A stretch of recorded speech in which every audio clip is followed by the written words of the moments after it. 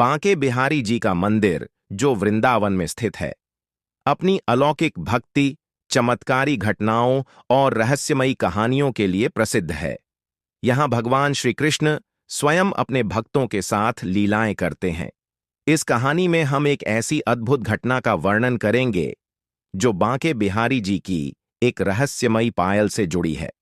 वृंदावन के एक छोटे से गांव में रघुनाथ दास नाम का एक निर्धन लेकिन भक्तिपूर्ण व्यक्ति रहता था।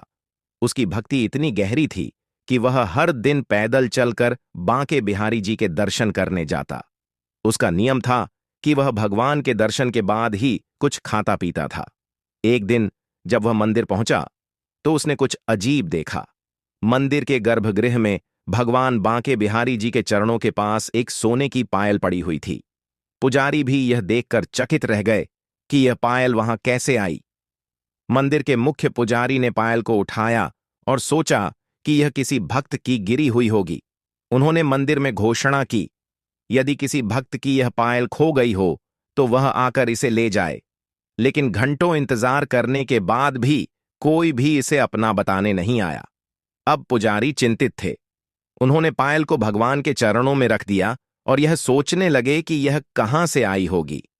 रघुनाथ दास, जो यह सब देख रहा था, उसने मन में सोचा, शायद यह कोई दिव्य संकेत है।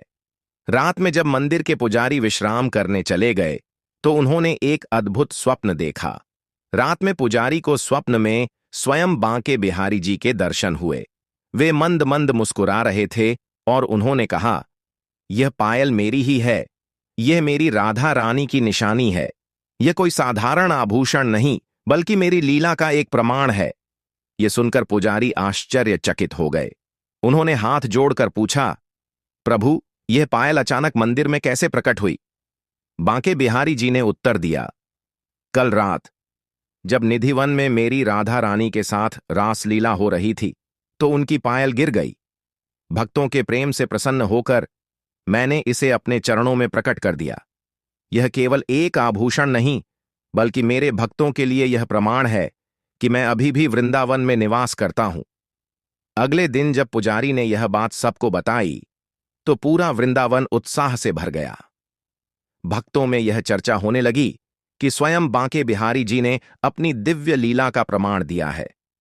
वह पायल अब मंदिर में रखी जाने लगी और लोग इसे देखने के लिए दूर दूर से आने लगे। जो भी भक्त इस पायल के दर्शन करता, उसकी सारी मनोकामनाएं पूरी हो जाती। कुछ समय तक यह पायल मंदिर में रही, लेकिन एक दिन यह अचानक गायब हो गई। पुजारी और भक्तों ने इसे बहुत खोजा, लेकिन कहीं कुछ पता नहीं चला। उसी रात पुजारी को फिर से स्वप्न आया, जिसमें बांके बिहारी जी ने कहा, अब समय आ गया है कि यह पायल अपने असली स्थान पर लौट जाए। यह संसार में केवल मेरी उपस्थिति का संकेत देने के लिए प्रकट हुई थी। अब इसे किसी और की दृष्टि से दूर रखना आवश्यक है। इसके बाद पायल कभी किसी को नहीं मिली। बांके बिहारी जी और रहस्यमयी पायल की यह घटना यह सिद्ध करती है कि भगवान की लीलाएं अनंत और अलौकिक होती हैं। वे केवल भक्ति से प्रसन्न होते हैं और अपने प्रिय भक्तों को अपनी उपस्थिति का प्रमाण देते हैं।